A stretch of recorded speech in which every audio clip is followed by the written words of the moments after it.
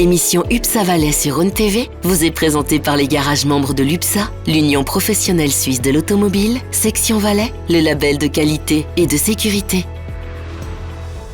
Bonjour tout le monde, soyez les bienvenus pour cette émission. Une émission spéciale avec l'Union professionnelle suisse de l'automobile. On a eu le plaisir la semaine passée de passer la semaine complète avec l'UPSA lors de la semaine de l'automobile. L'occasion d'en savoir plus sur l'UPSA section Valais et sur le domaine de l'automobile en général. Un domaine passionnant qu'on continue de découvrir aujourd'hui lors de cette émission.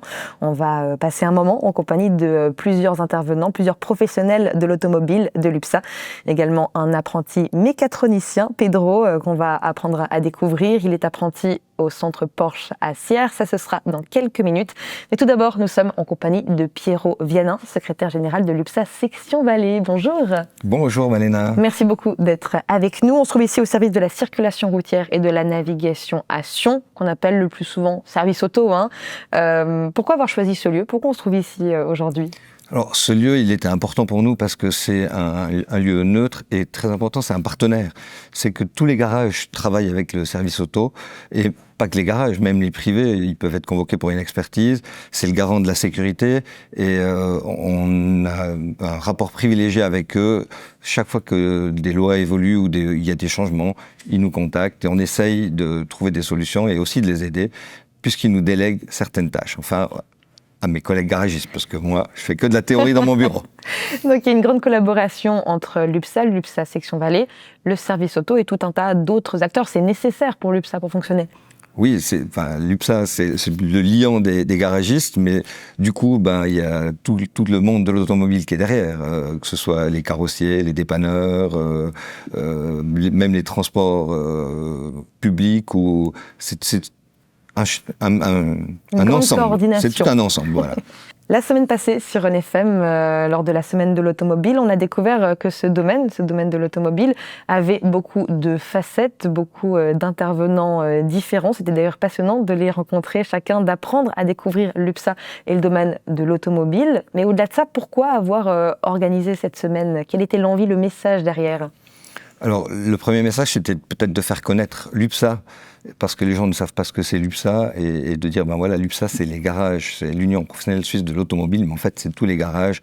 Et quand vous allez dans un garage, si vous allez à l'UPSA, il y a aussi un gage de sécurité, de garantie. On a une charte.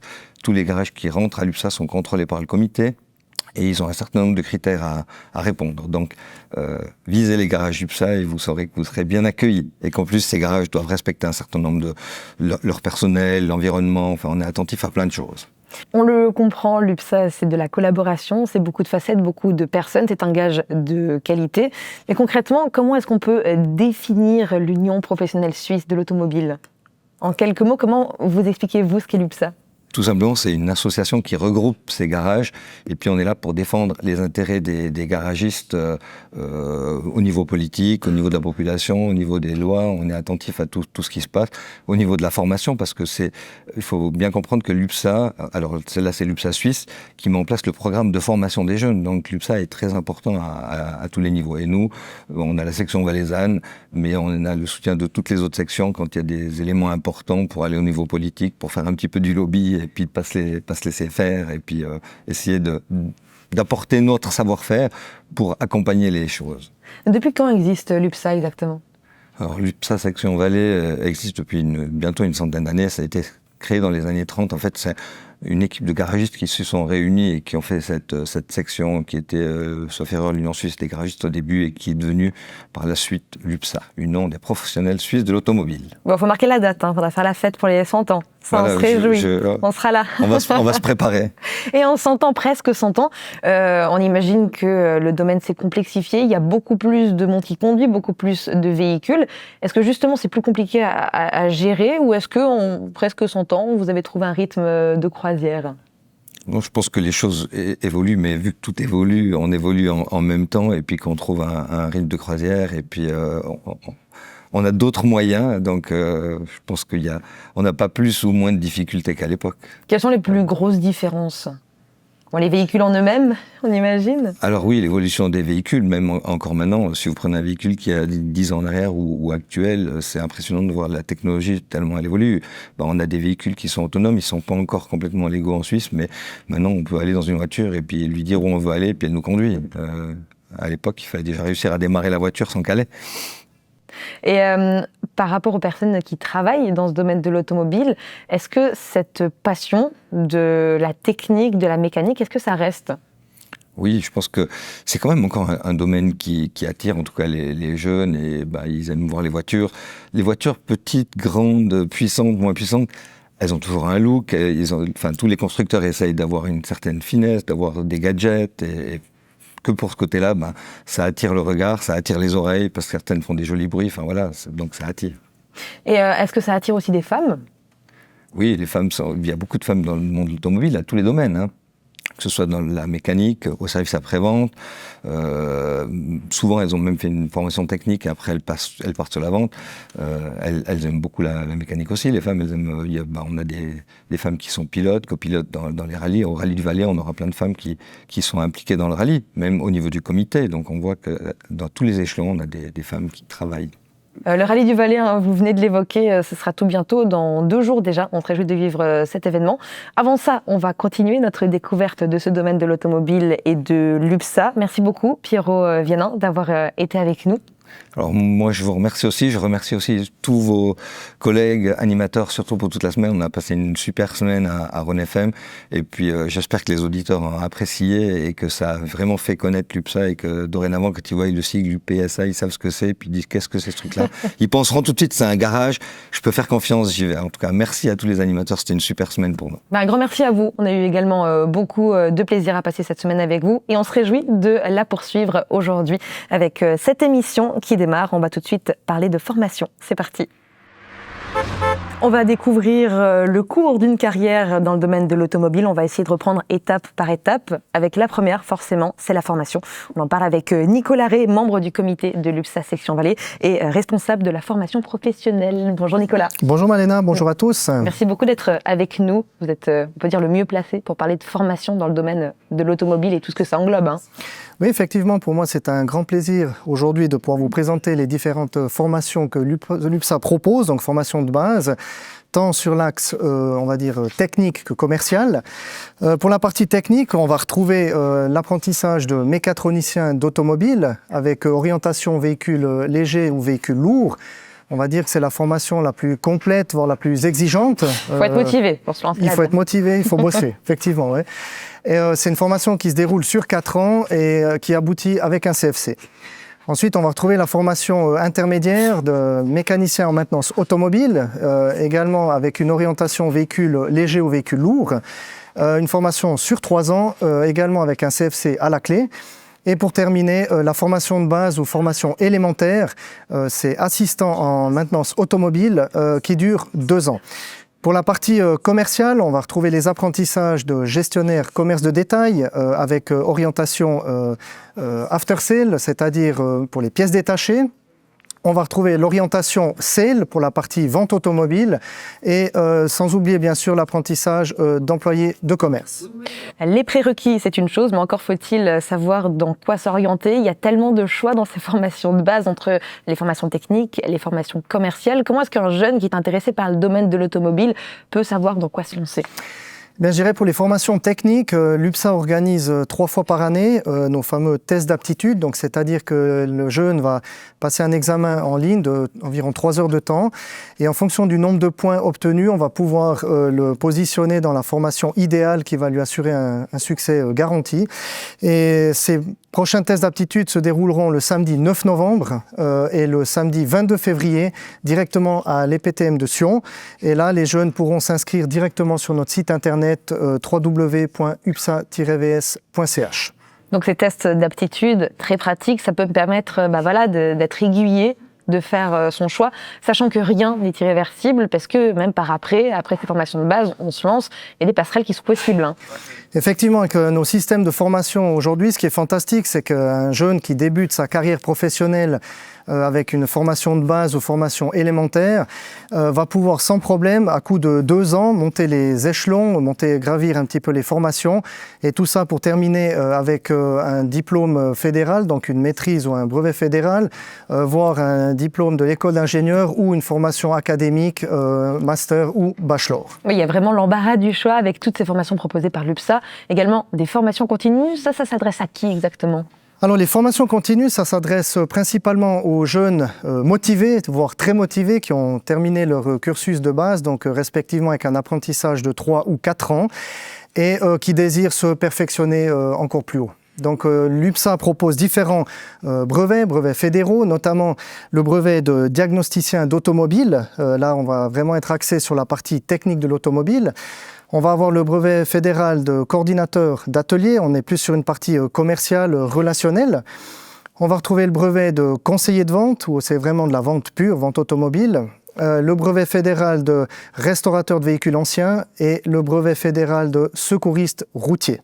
Là, il y a plein de choix encore. Hein. Là, il y a des tests d'aptitude pour les brevets fédéraux ou pas ? Non, il n'y a pas de prérequis. Comment on choisit où il est tout ça ? Enfin, après, c'est je dirais, sur le Valais, aujourd'hui, on a par exemple le brevet fédéral de coordinateur d'atelier ou brevet de diagnosticien qui est en cours. Donc, on a beaucoup de chance en Valais parce que on a chaque fois pu démarrer en fait une session. Actuellement, on a une session avec 11 candidats qui est en cours. Et ensuite, à partir de là, le jeune va pouvoir s'orienter soit sur la partie plus technique ou plus commerciale. Et on aura notre prochaine session qui démarrera au printemps 2026. Toutes ces sessions qui ouvrent, ça prouve la motivation, ça prouve que le domaine automobile, y compris en Valais, est toujours aussi dynamique. Et heureusement, parce que forcément, c'est un secteur qui est nécessaire dans notre canton. Et la formation suit, elle évolue, ça aussi c'est nécessaire. Hein. Oui, effectivement, donc la formation est essentielle pour nous, pour le futur de l'automobile. C'est vrai que les technologies deviennent de plus en plus pointues, et ce qui demande un personnel vraiment formé au top. Et l'UPSA est là justement avec toutes ces formations qu'on propose aujourd'hui. Quand on parle de formation, alors c'est très intéressant, surtout si on est motivé, mais il y a un aspect qui fait toujours un peu peur, c'est celui du prix. Est-ce qu'on peut en parler de ce coût ? Alors sur les formations brevets qui tournent actuellement en Valais, on peut annoncer un prix estimatif d'environ 17 000 francs, ça c'est pour la formation complète. À cela, il ne faut pas oublier que le CEFRI, donc la Confédération, participe à hauteur de 50%, pour autant que le candidat se soit présenté aux examens. Et l'UPSA Valais vous soutiendra à hauteur de 7 000 francs pour ces formations, ce qui réduit considérablement le coût de ces formations. Bon, alors forcément, c'est motivant. Mais avant tout ça, avant de se lancer dans ces spécialisations, dans ces brevets fédéraux, il y a forcément la formation de base. Là, on s'adresse aux jeunes qui essayent de choisir leur voie. Est-ce que vous avez un conseil peut-être à leur donner ? Oui, bien le conseil, ça reste toujours le même, c'est aller voir vos orienteurs et puis surtout profitez de venir nous trouver. Donc faites des stages. Je dirais le monde automobile a besoin de vous pour le futur, de la relève, et puis un stage, je dirais, de 2 à 3 jours, ce serait vraiment l'idéal pour s'imprégner de cette formation.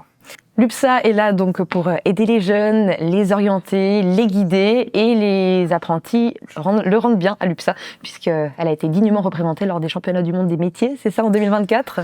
Effectivement, donc tout dernièrement, du 10 au 15 septembre dernier, se sont déroulés les WorldSkills, donc les championnats du monde des métiers à Lyon en France. La Suisse a été très bien représentée avec 45 candidats, et le secteur de la mécanique automobile est très fier. Nous avons décroché 2 médailles, notamment avec monsieur Nevio Bernet qui a décroché la médaille d'argent, donc la 2e place en tant que mécatronicien d'automobile véhicule léger. Et surtout, madame Sophie Schumacher qui a obtenu la médaille d'or, donc première place en tant que mécatronicienne d'automobile véhicule lourd. Donc c'est vraiment un exemple à suivre pour nos jeunes, et puis l'UPSA est très très fier de ses résultats. Si c'est le cas, si des jeunes nous regardent, si ça les motive, s'ils sont intéressés par ce domaine de l'automobile, on rappelle peut-être le site internet de l'UPSA, on trouve toutes les infos. C'est www.upsa-vs.ch. Là, on a toutes les infos, les inscriptions. On va retrouver toutes les infos, les inscriptions, les dates pour les tests d'aptitude. Il y aura des compléments, notamment sur les brevets fédéraux aussi. On va retrouver les grilles horaires, les prérequis. On va retrouver les plans de formation. Donc c'est vraiment un site à aller visiter. Et surtout, comme j'ai dit tout à l'heure, pour les tests d'aptitude pour nos jeunes, profitez de vous inscrire. Les inscriptions sont ouvertes.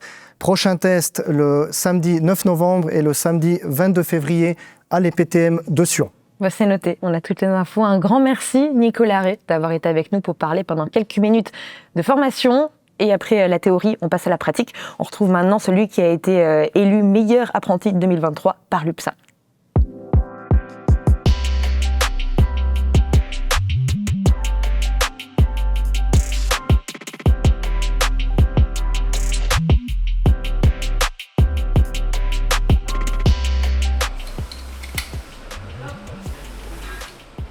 Alors, je m'appelle Pedro, j'ai fait apprentissage CFC mécanicien au garage USA à Martigny, complément mécatro au centre Port-Chassière. Moi j'ai fait mécanicien parce que je suis très passionné par l'automobile. J'ai toujours croché là-dedans et à partir du moment où je me suis lancé, je savais que je voulais faire ça. Ma passion elle me vient des jeux, des films, des séries. Des choses que je regardais, c'est pas spécialement par rapport à ma famille ou quoi que ce soit, c'est juste des choses que j'ai vues quand j'étais plus petit, quoi. Il y a une voiture qui arrive avec un souci et que je la vois repartir en ordre et que le client ne revient pas le lendemain. Ouais, là il y a une assez bonne satisfaction. Alors j'ai été récompensé par l'UPSA comme meilleur apprenti 2023. La première fois que j'ai eu affaire à l'association, c'est quand j'ai dû faire les tests d'aptitude. Au tout début, quand je cherchais un apprentissage, une place. Donc un test qui nous permet de savoir à quel niveau on est et dans quelle formation on devrait se lancer. J'ai choisi de faire le complément en fait pour découvrir des choses que je voyais pas forcément dans le petit garage où j'étais avant. Alors, la différence entre mécano et mécatro, c'est juste que mécatro, déjà dans la formation, on va un peu plus dans le détail. Pour surtout tout ce qui concerne l'informatique et l'électricité, quoi. On va plus nous permettre d'aller voir des pannes électriques et des choses comme ça. Alors qu'avant, je bossais sur des voitures plus anciennes, plus simples. On faisait beaucoup de châssis, beaucoup de choses sans forcément aussi avoir de manuel. Alors qu'ici, pour n'importe quel job qu'on doit faire, si on veut, on a des instructions, quoi. Je pense que je serai toujours dans l'automobile. Après, est-ce que je serai toujours mécano? Est-ce que j'aurais fait des formations encore plus poussées ou pas? Ça, je sais pas trop. On verra bien.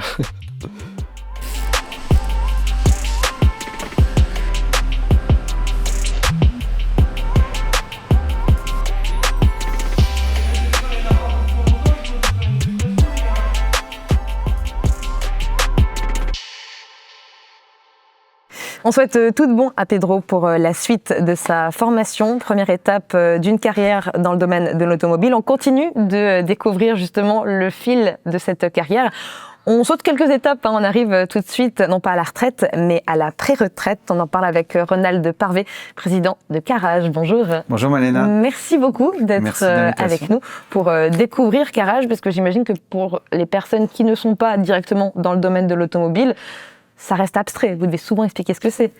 Oui, alors tout à fait. Carrage, même si son nom est quelque peu équivoque, Carrage en fait est une caisse de pré-retraite qui a été créée en 1997 et qui permet aujourd'hui à beaucoup de collaborateurs de pouvoir profiter d'une pré-retraite à partir de l'âge de 62 ans. Et ça concerne qui exactement? Toutes les personnes qui travaillent dans le domaine de l'automobile ou c'est un peu plus restreint que ça? Alors ça concerne une grande partie de nos collaborateurs qui sont en fait soumis à la convention collective de travail. Autrement dit, la majorité des métiers techniques, donc les personnes de nos ateliers et les personnes de nos magasins, donc pièces détachées, gestionnaires, commerce de détail.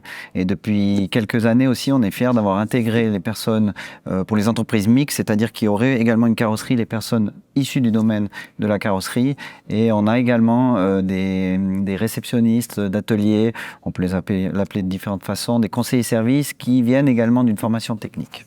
Et comment ça marche concrètement? Est-ce qu'il y a différents critères à remplir pour bénéficier de cette pré-retraite? Alors, tout à fait, il y a des critères. Une personne qui aimerait profiter d'une pré-retraite doit donc avoir au moins l'âge de 62 ans, puisque c'est permissible à partir de 62 ans. Il doit avoir au moins cotisé les 10 dernières années, sans interruption. Et puis, il doit effectivement normalement annoncer un minimum de 6 mois à l'avance son souhait de pouvoir bénéficier d'un départ à la pré-retraite. Pardon. Et en termes de chiffres, qu'est-ce que ça représente? De quoi est-ce qu'on bénéficie? Alors, la pré-retraite, aujourd'hui, ce qu'on propose, donc il y a une cotisation qui est prélevée sur le salaire, qui est prélevé paritairement, donc par l'employeur et par l'employé, de 2,2%, donc 1,1% chacun, et puis qui va permettre de pouvoir bénéficier, donc comme je l'ai dit, à partir de 62 ans, d'une rente qui équivaut à 80% pour les personnes, en tous les cas en famille, ou 75% pour les personnes seules, des derniers salaires. Donc du dernier salaire qui est une moyenne qui est faite sur les 3 dernières années, en fait, du revenu. Ces prestations qui sont proposées, est-ce que ça concerne uniquement le Valais ou est-ce que c'est répandu partout en Suisse romande, voire en Suisse? Alors je dois dire qu'on n'est pas peu fiers de pouvoir se vanter d'être, si je ne m'abuse, le seul canton en Suisse qui propose une pré-retraite pionnier exactement, puisque comme je l'ai dit, on va bientôt s'approcher d'un jubilé trentenaire, donc on a vraiment été les pionniers et puis je crois que c'est une fierté pour nous et puis vraiment une chance pour nos collaborateurs. Comment expliquer que ça se soit développé en Valais et pas ailleurs? Alors c'est une bonne question. Je pense qu'un des points importants est également la bonne relation qu'on entretient avec nos amis des syndicats, puisqu'il faut savoir que cette caisse de pré-retraite est gérée par un conseil de fondation qui est représenté paritairement par des représentants des employeurs, c'est-à-dire des dirigeants de garage, et des représentants des travailleurs, donc des syndicats. Et on a un très bon contact qui souvent permet d'arriver à des prestations très intéressantes. Je peux notamment évoquer le congé paternité qu'on a pu établir bien avant le niveau fédéral. Donc on avait déjà un congé paternité de 10 jours, si je ne m'abuse. Donc je pense qu'une des raisons à notre rapidité d'exécution est les bonnes relations qu'on peut entretenir avec nos amis les syndicats. Et actuellement, en Valais, combien de personnes bénéficient de ces pré-retraites? Alors actuellement, on a 38 personnes qui profitent, en tout cas au 31 décembre 2023, qui profitaient d'une pré-retraite en Valais. Donc je crois savoir que c'est une prestation qui est appréciée. La pré-retraite, est-ce que c'est nécessaire dans le domaine de l'automobile plus que dans un autre domaine peut-être? Alors il faut savoir que cette idée de pré-retraite est quand même née de la pénibilité du métier. On a un métier qui, bien qu'il a énormément évolué, puisqu'on a aujourd'hui, on se pose des questions si on a plutôt des informaticiens que des mécaniciens quelquefois dans nos ateliers, mais il faut savoir que la pénibilité du métier reste. On a quand même toujours des pièces qui peuvent être lourdes. On parle aujourd'hui de véhicules électriques, donc des batteries, et puis ça concerne également des travailleurs qui peuvent être dans le domaine du poids lourd. Donc je pense qu'une possibilité d'offrir une pré-retraite est toujours quelque chose de bien vu dans notre corps de métier. Et comment est-ce que vous voyez la suite? C'est vrai, quand on parle de retraite en ce moment, c'est un peu un sujet délicat. Parfois, ça représente vraiment un challenge quand on pense au moyen ou long terme. Vous, comment vous percevez ça? Vous êtes serein? Alors serein, ma nature veut que je sois toujours optimiste, mais c'est vrai qu'on a un réel défi, c'est un réel challenge, une grosse responsabilité, mais je crois qu'on est conscient de notre responsabilité et on ne doit pas perdre de vue peut-être l'arrivée prochaine des baby-boomers à la retraite, l'évolution démographique, en tout cas de nos cotisants, fait qu'on doit penser à ça, mais je dois dire qu'on n'est pas resté sans y penser jusqu'à aujourd'hui, donc on a anticipé. Il faut savoir qu'on est bien entouré, on est aussi encadré par une autorité de surveillance, et puis on a des études actuarielles chaque 3 ans, donc on essaye aussi de s'entourer de gens compétents qui nous permettent d'assurer la pérennité de la caisse. Et aujourd'hui, encore une fois, on n'est pas peu fiers de pouvoir prétendre qu'on a un taux de couverture de plus de 172%, donc pour le moment, en tous les cas, la caisse va bien et puis on va faire en sorte que ça continue. Pour que ça continue. En fait, c'est un véritable accompagnement. On l'a vu tout à l'heure déjà avec la formation. C'est du début à la fin de la carrière dans le domaine de l'automobile. C'est une volonté, ça, d'avoir, on peut dire, une cohérence? Oui, tout à fait. Je crois que, comme vous l'avez dit, le mot juste, c'est vraiment la cohérence. Donc, on a voulu le meilleur pour nos collaborateurs et que ce soit du début, donc aux offres de formation, vous l'avez évoqué avec un collègue précédemment, jusqu'à la fin, c'est-à-dire jusqu'à la possibilité d'offrir une pré-retraite, on a voulu améliorer le chemin de vie du collaborateur dans notre garage. Bon, on en sait désormais plus sur Garage. Est-ce que vous avez peut-être un site internet pour en savoir davantage? Alors, bonne question. Donc, je vous invite vraiment à vous rendre sur le site www.upsa-vs.ch et là, vous trouverez vraiment toutes les informations. Vous trouverez également le règlement, les statuts. Tout est disponible sur la caisse de pré-retraite Garage sur le site upsa-vs.ch. Merci beaucoup, Ronald Parvier. On le rappelle, vous êtes président de Garage. Merci beaucoup d'avoir été avec nous pour terminer bientôt cette semaine de l'automobile. Merci à vous. Au revoir. C'est déjà le moment de clore cette semaine de l'automobile et pour ça on a le grand plaisir d'être en compagnie de Charles-Albert Hédiger, président de l'UPSA Section Valais et membre du comité central de l'UPSA Suisse. Bonjour. Bonjour Malena. Merci beaucoup d'être avec nous. Vous avez ouvert le bal lundi dernier pour démarrer cette semaine de l'automobile et vous êtes avec nous aujourd'hui pour déjà la terminer. On peut peut-être faire un bilan, disons, de cette semaine. On a remarqué que le domaine de l'automobile était extrêmement diversifié. Oui, c'est ce qu'on a voulu montrer durant toute la semaine, que l'automobile, ça touche beaucoup de monde, ça touche presque tout le monde, que ce soit au niveau de la mobilité individuelle, que ce soit au niveau du transport de marchandises. À part ça, on a de l'industrie automobile en Valais, on fait de la formation, on a des femmes dans l'automobile. Je crois que tout au long de la semaine, on a vu les différents aspects et j'espère que ça a intéressé les auditeurs et surtout qu'ils ont appris quelque chose sur ce monde passionnant de l'automobile. Oui, on a constaté qu'il y avait énormément de métiers différents, presque de l'art différent au sein de ce domaine de l'automobile, avec beaucoup d'acteurs, des acteurs diversifiés. Ça, c'est une force, c'est un avantage, ou est-ce que ça complexifie ce travail de collaboration parfois ? Alors, je crois qu'une voiture, c'est quelque chose de complexe, un utilitaire aussi, donc c'est important qu'on ait différents métiers pour encadrer ce monde de l'automobile. Et oui, on forme beaucoup, je crois que c'est important, la formation des jeunes, mais on a des formations initiales qui sont très pointues, très compétentes, très pointues et développées, mais on a aussi des formations continues et je crois que le jeune aujourd'hui qui rentre dans ce métier pourra continuer à se former tout au long de sa vie et ça c'est quand même quelque chose qui est passionnant, un métier qui évolue et des jeunes qui évoluent dans leur formation tout au long de leur vie.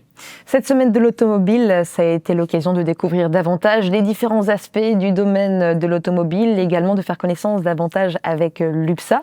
Est-ce que selon vous, une semaine de l'automobile sera nécessaire l'année prochaine, l'année suivante, ou est-ce que ce sera de moins en moins nécessaire ?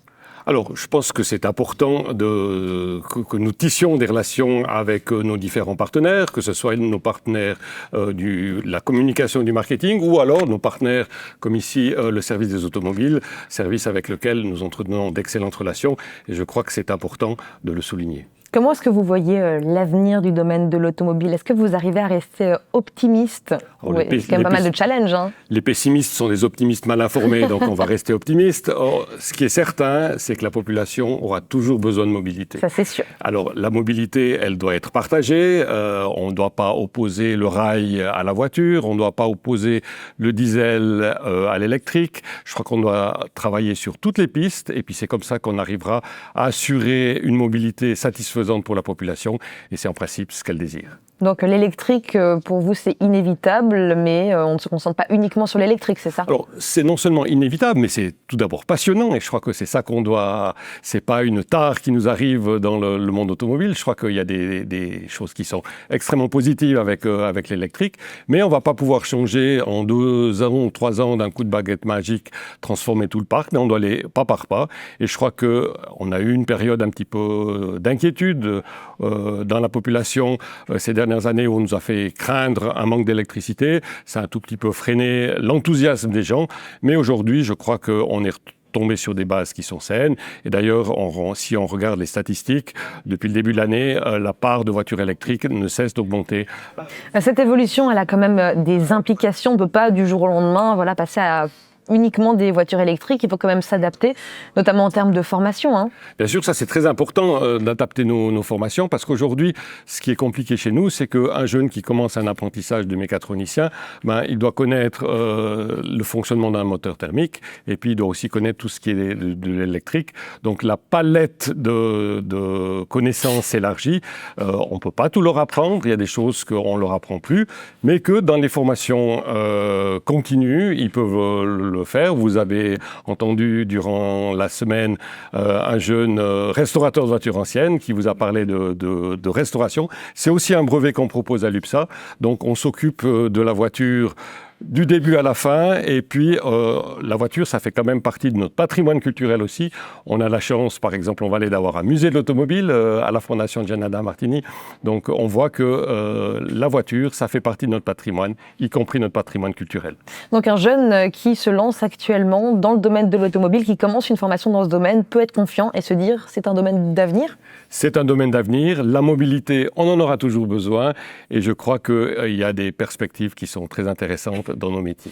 On a évoqué plusieurs aspects dans ce domaine de l'automobile qui ont également été évoqués la semaine dernière sur Run FM. L'un d'entre eux, c'était les utilitaires. Ça aussi, c'est un gros point dans ce domaine de l'évolution de l'automobile. C'est un domaine extrêmement important de notre secteur, du secteur de l'approvisionnement.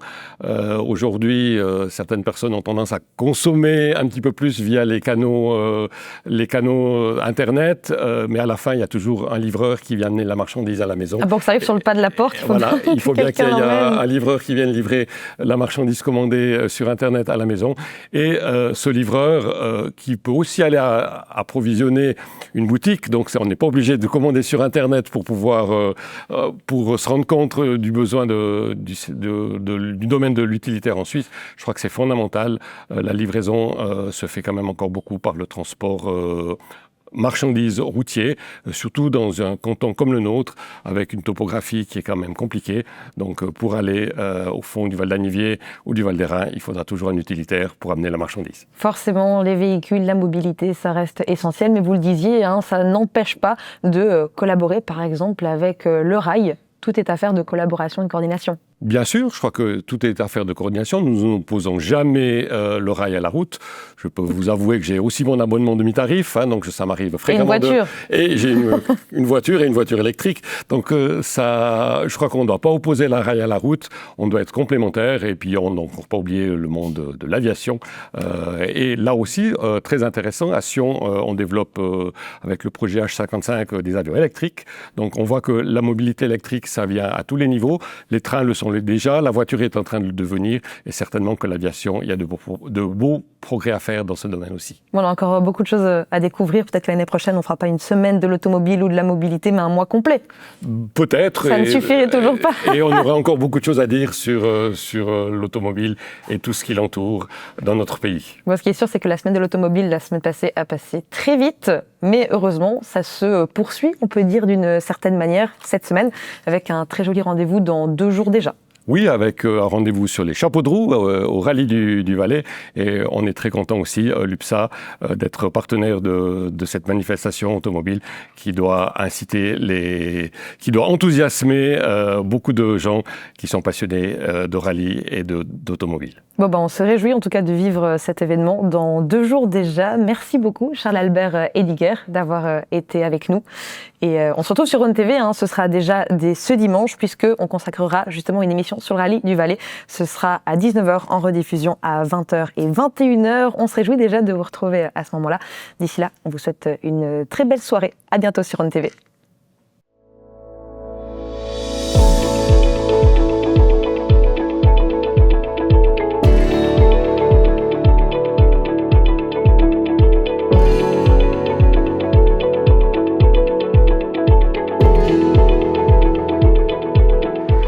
L'émission UPSA Valais vous a été présentée par les garages membres de l'UPSA, l'Union professionnelle suisse de l'automobile, section Valais, le label de qualité et de sécurité.